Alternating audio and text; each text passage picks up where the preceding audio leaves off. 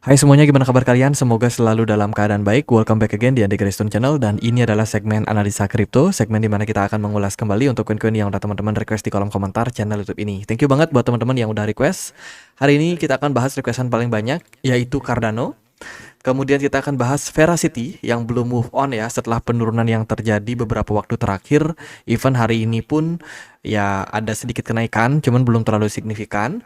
Dan juga Polymed. Nah ini saya dimarah-marahin nih. Katanya udah lama request tapi nggak pernah dibahas. Oke, kita akan coba untuk bahas. Semoga video kali ini bisa bermanfaat buat teman-teman.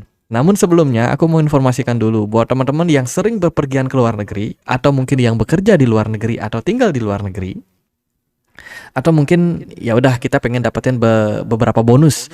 Teman-teman bisa ikutin campaign dari toko kripto, yaitu toko kripto kerjasama dengan OCBC Bank, ya, di mana OCBC Bank itu meluncurkan kartu debit yang sudah bekerja sama dengan toko kripto. Nah, nanti kalau teman-teman misalkan melakukan transaksi itu akan lebih mudah dengan OCBC gitu. Auto cuan transaksi di luar negeri bebas konversi. Teman-teman bisa memanfaatkan banyak manfaat. Terutama kalau teman-teman menggunakan mata uang seperti rupiah, American dollar ya USD, terus Australian dollar, Singapore dollar, lalu Jepang yen, terus ada euro, Hong Kong dollar, dan juga berbagai macam mata uang negara lainnya. Itu teman-teman bisa mendapatkan bonus. Selain itu, kalau teman-teman deposit ya, menempatkan dana kalian di OCBC, teman-teman juga bisa berpeluang mendapatkan reward sampai dengan 50.000 rupiah gitu. Ada cashback tambahan di beberapa merchant. Kalau misalkan teman-teman jalan-jalan nih ke coffee shop yang udah mendukung OCBC, itu teman-teman bisa dapat potongan diskon gitu. Terus juga ada kemudahan lainnya seperti melakukan top up wallet bisa dapat cashback dan juga berbagai macam bonus lainnya. Nah, campaign ini akan berlaku sampai 31 Desember 2025. Jadi buat teman-teman pengguna toko kripto atau yang mungkin suka berpergian ke luar negeri, jangan lupa aktifkan juga ya kartu OCBC kalian supaya teman-teman bisa mendapatkan banyak rewardnya. Untuk pendaftaran toko kripto dan juga informasi lebih lanjut, silahkan cek link yang ada di kolom deskripsi video ini. Kita akan langsung masuk ke pembahasannya, yaitu Cardano. Hari ini diperdagangkan di kisaran level 10.800 rupiah. Cardano sebulan terakhir masih minus 5,4, tapi 7 hari terakhir udah naik 11%. Kalau kita lihat secara year on year masih positif, naik 74,82%. Cardano sementara ini berada di peringkat 10 di CMC. Posisinya udah jauh merosot. Padahal kalau kita lihat dari 4 tahun lalu, kira-kira itu Cardano ada di posisi ke 5 atau 6 gitu ya. Jadi berada di posisi top. Tapi sekarang posisinya udah mulai tergeser. Kalau kita lihat sih secara performance Cardano secara performance token itu baru-baru ini naik, tapi sebelumnya dia agak melempem gitu ya. Dan secara fundamental, project dari pengembangan Cardano secara jaringan blockchain itu masih terus berlanjut. Tapi campaign-campaignnya itu paling banyak sih untuk community. Ya, mereka akan melakukan community summit, yaitu Cardano Summit 2025 di Berlin, Jerman, teman-teman. Jadi kegiatan ini akan diadakan itu kalau nggak salah bulan November ya. Jadi masih cukup jauh lah, gitu. Kemudian ada berita juga dari Charles Hoskinson, usulkan investasi sebanyak 100 US dollar berupa token Cardano atau ADA untuk ekosistem Cardano.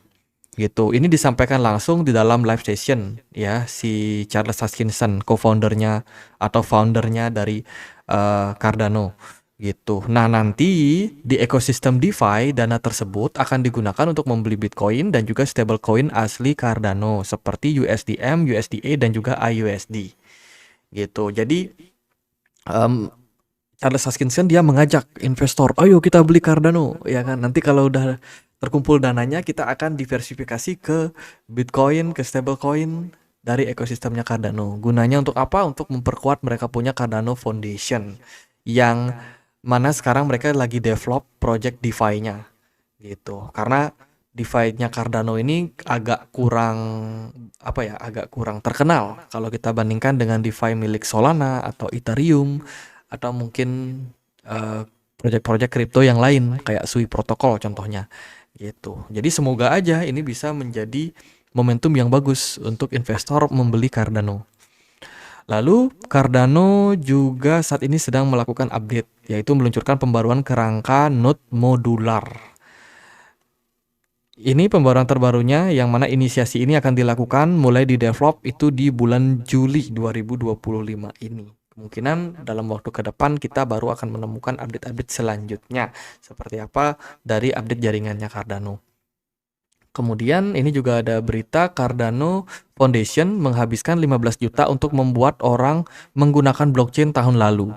Jadi ini adalah anggaran yang dikeluarkan oleh Cardano ya. 15 juta US dollar ini dipakai untuk develop community mereka. Mereka kayak bikin acara-acara nih, submit dan lain sebagainya, itu keluar biaya tentu saja. Terus kabarnya Cardano juga menjadi sponsorshipnya FC Barcelona, salah satu klub sepak bola di Spanyol. Langkah ini dilakukan mirip seperti apa yang dilakukan oleh Polkadot, di mana Polkadot itu Miami ya kalau nggak salah. Itulah Miami, di mana di sana kan ada Lionel Messi gitu. Jadi Polkadot jadi sponsornya Miami, Cardano jadi sponsornya FC Barcelona. Apakah ini bakalan positif atau enggak? Kemarin kita sudah sempat bahas si Polkadot. Impact daripada kegiatan tersebut itu banyak banget, terutama pada harga token. Ya, karena harga tokennya terus merosot karena ya dari Polkadotnya sendiri memang unlimited supply, kemudian mereka terlalu banyak acara, kegiatan, promosi, ya kan, dan parahnya adalah mereka ngambil dana itu dari unlock token itu, teman-teman, sehingga ya harga tokennya terdepresiasi turun. Nah, kalau Cardano dia mungkin agak sedikit beda ya, karena Cardano ini dia punya maksimum supply sebanyak 45 miliar gitu. Sementara yang beredar kan baru 35 miliar. Nah, ya masalahnya itu sih, Cardano dia limited supply. Sekarang tergantung apakah jadi sponsornya Barcelona itu akan membuat lebih banyak orang yang hold Cardano, ya belum pasti juga. Tapi kita lihatlah gimana yang namanya marketing yang dilakukan oleh Cardano ke depan, apakah bisa menarik investor atau justru investor malah enggan buat hold Cardano lebih banyak. Kemudian akhirnya disetujui, dana kripto Grayscale resmi jadi ETF setelah menang lawan SEC. Jadi Grayscale itu baru aja meluncurkan ada 5 top kripto termasuk Bitcoin di dalamnya ya, yang masuk ke dalam sebuah digital large cap fund ETF. Wah, panjang namanya ya. Jadi komposisinya itu ada Bitcoin sebanyak 80,2%, Ethereum 11,3%, XRP 4,8%, Solana 2,7%, Cardano hanya 0,81%. Tapi ini disebut sebagai good news juga, karena at least ada token Cardano atau ada koin Cardano yang juga masuk ke dalam perbendaharaan ETF dari Grayscale. Jadi itu beberapa sentimen positif untuk Cardano sejauh ini.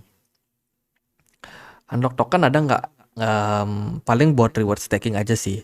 Karena kalau kita lihat dari reward stakingnya Cardano di beberapa platform exchange kayak Binance, Bybit, Bitget, itu rata-rata ada di bawah dari 2%. Ya, jadi sebenarnya reward staking yang dibagikan itu sangat sedikit. Harusnya sih ini membuat inflasi tidak terlalu besar. Lalu gimana impact terhadap harganya? Sejauh ini Bitcoin dan kripto yang lain lagi positif. Target Cardano adalah ke 0,7. Di sana ada resistance kuat yang bakalan menjadi level penting buat Cardano. Apakah Cardano masih bakalan lanjut rally atau tidak? Ya, hari ini kan harganya ada di kisaran 0,67. Dikit lagi dia berpeluang mencapai resistance 0,7 gitu. Secara teknikal kita juga bisa melihat pergerakan Cardano baru aja breakout dari rising wedge pattern. Unik ya, rising wedge.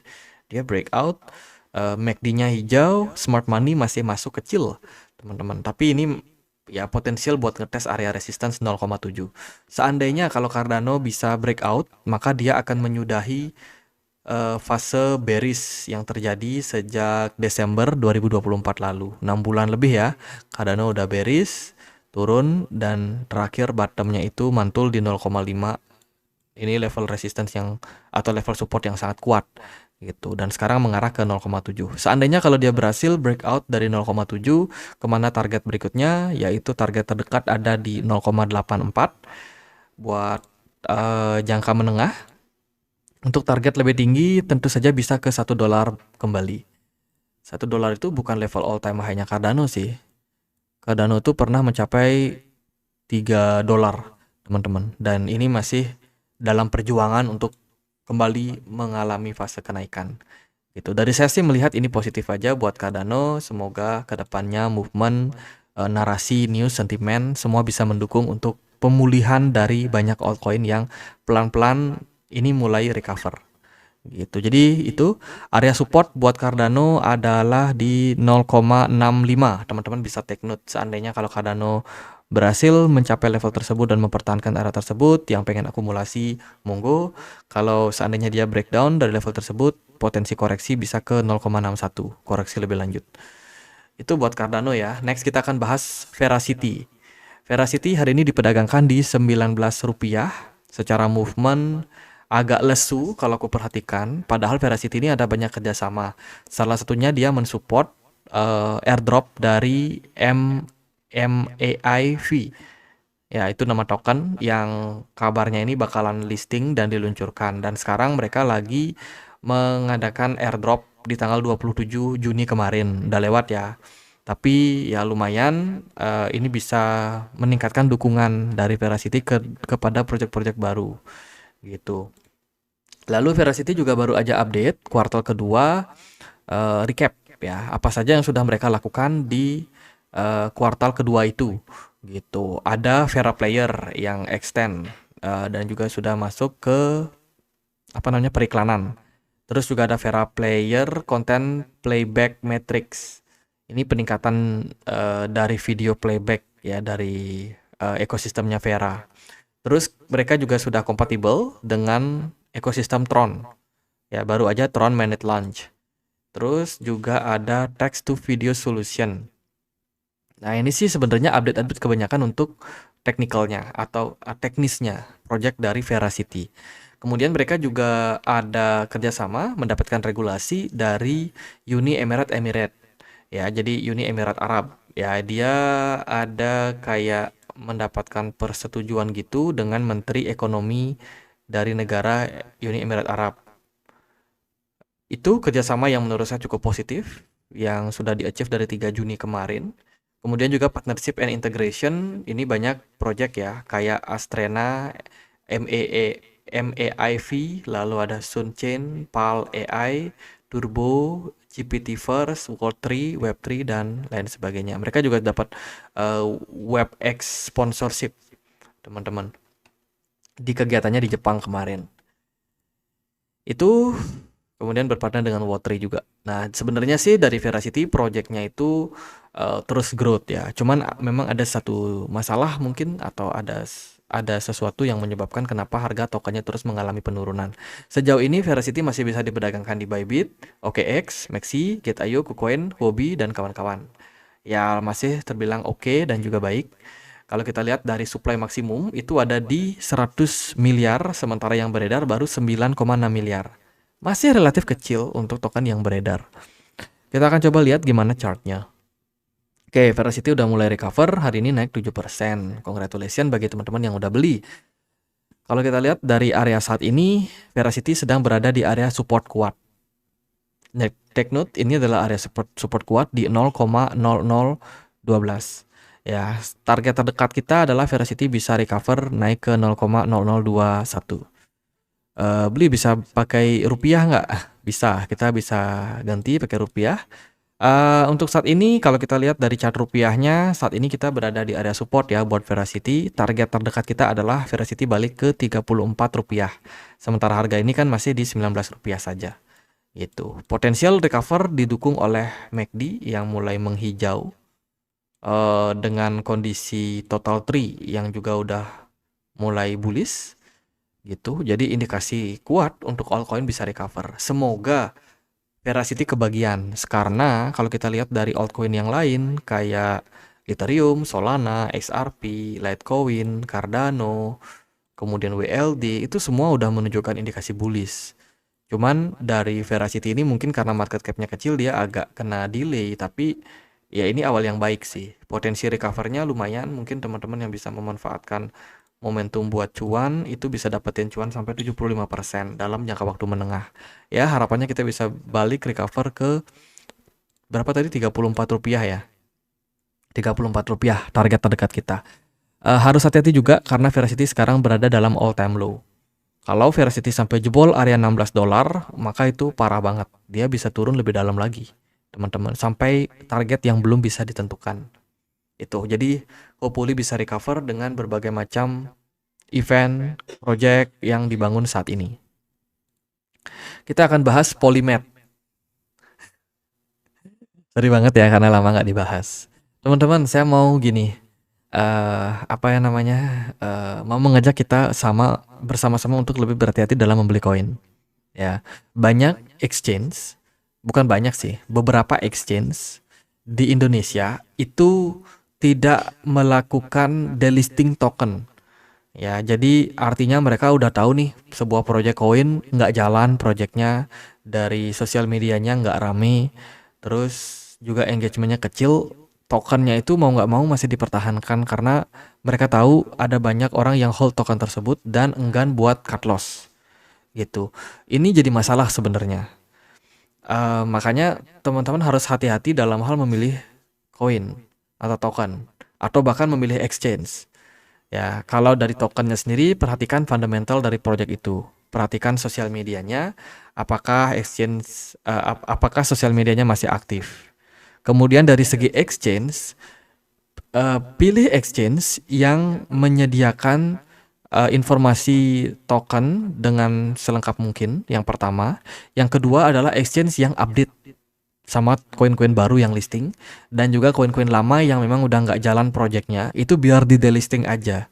Let it go, teman-teman. Karena yang namanya altcoin, kalau dia udah nggak jalan projectnya, liquidity-nya lemah, ya kan harganya sulit buat naik.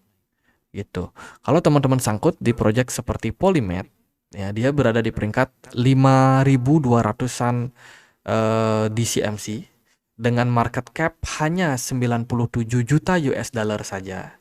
Jadi terbilang sangat kecil.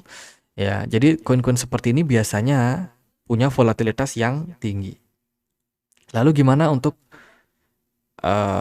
mereka punya sosial media? Engagementnya terbilang kecil. Project yang dijalankan itu menurut saya banyak kayak artikel doang, tapi secara realistis mereka tidak banyak mendapatkan adopsi.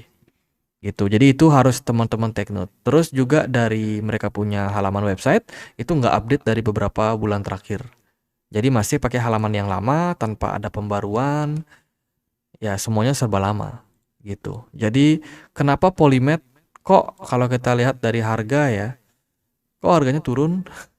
Ya itu karena memang projectnya itu pertama adopsinya kecil sedikit. Terus mereka juga nggak ada developing yang berarti gitu. Sementara ini sih Polymed bisa diperdagangkan di exchange yang nggak terkenal. Ada BitBNS, ada Polynex, AscendX, kemudian Indodax terkenal di Indonesia. Kemudian ada Buybox. Ya itu sih.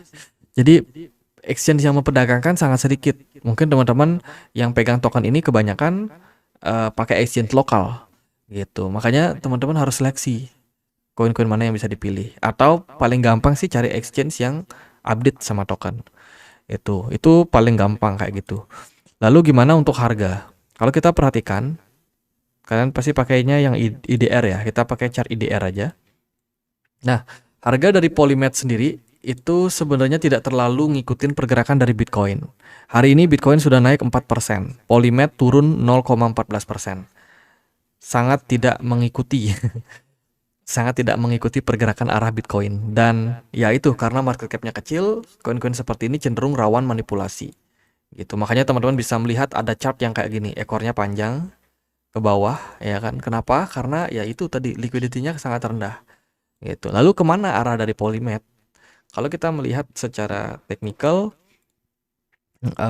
saat ini sih Polymed masih bergerak konsolidasi. Ya, mungkin dia mengalami sedikit kenaikan setelah berhasil recover dari level 300 rupiah, dia naik sedikit ke 1.700-an gitu.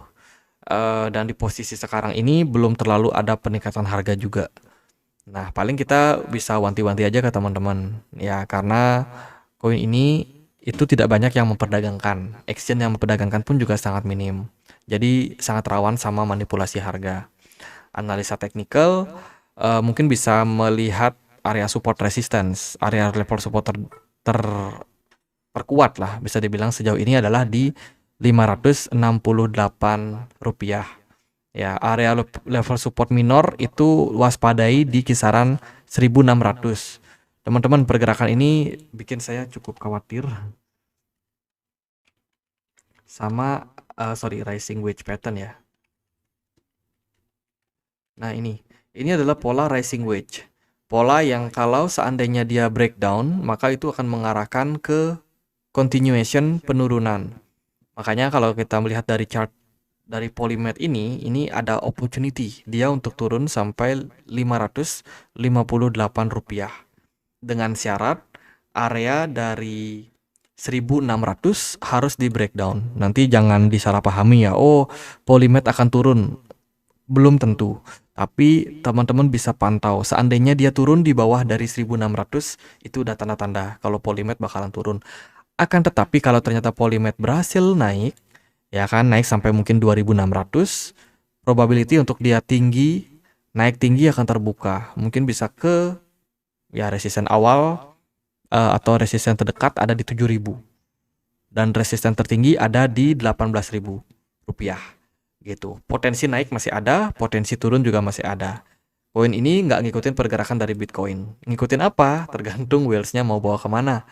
Ya, karena market cap-nya kecil, teman-teman. Market cap-nya kecil.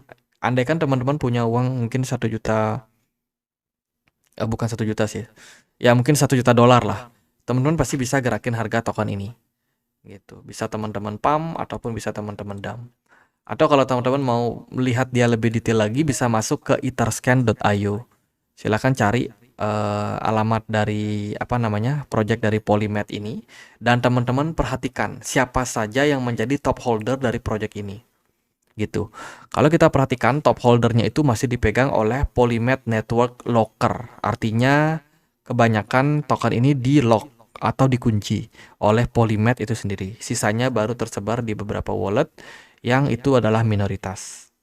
Gitu. Selama si Polymed ini masih di lock, dikunci, ya kan, selama itu masih akan aman. Tapi sejauh historical dari 2021 sampai sekarang, Polymed ini terus di lock tokennya, sehingga tidak ada unlock. Kalau tidak ada unlock, harusnya sih bisa deflasi untuk tokennya. Gitu. Tapi karena dia tidak banyak diperdagangkan, minat dari investor juga cenderung minim. Gitu. Makanya ya itu. Harapannya saya sih semoga cuan ya. Siapa tuh yang request Polymed? Bang Dian Giant Dragon Kill ya, semoga bisa cuan di Polymed. Tapi kalau dari saya sih cari koin-koin yang populer aja lah gitu. Oke, gitu aja buat update kali ini. Semoga bisa bermanfaat. Cardano, Verasity, sama Polymed. Next time kita akan bahas lagi koin-koin lain yang belum kita sempat bahas. Jadi thank you so much untuk teman-teman yang udah dukung channel ini. Jangan lupa juga untuk join di komunitas Telegram kita, tempat aku untuk update berita-berita terbaru. Buat yang tertarik, linknya di kolom deskripsi video ini. Sekian akhir kata saya Andre, makasih.